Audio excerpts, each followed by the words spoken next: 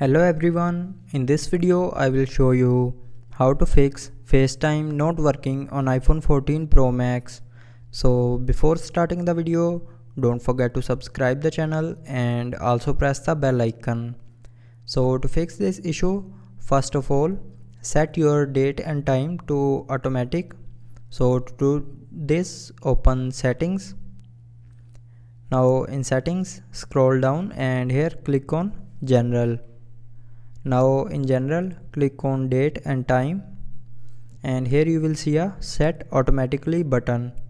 So if you have turned off this button, then turn it back on, and after turning on this button, your problem will be fixed.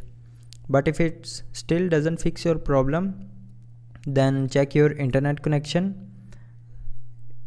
So to check internet connection, open Safari browser or any other browser, and from there check if your internet is working properly or not. So if your internet is working but you are still facing a issue in FaceTime, then open settings again, scroll down and here click on general, then click on software update and check if your iPhone is updated to latest iOS version or not.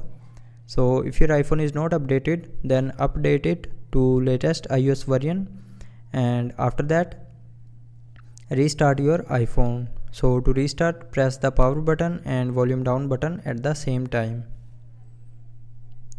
Now swipe this icon to right side to restart your iPhone, and after restarting, if the problem is still there, then open settings again, scroll down and here click on face screen time, and then scroll down and here click on content and privacy restrictions.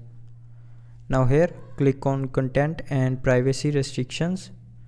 If you have turned on this button, then turn it back off, and after turning off this button your problem will be fixed. But you are still facing the problem, then the last solution is open settings, scroll down and here click on general, and then scroll down and click on transfer or reset iPhone. Now here click on reset and then click on reset all settings.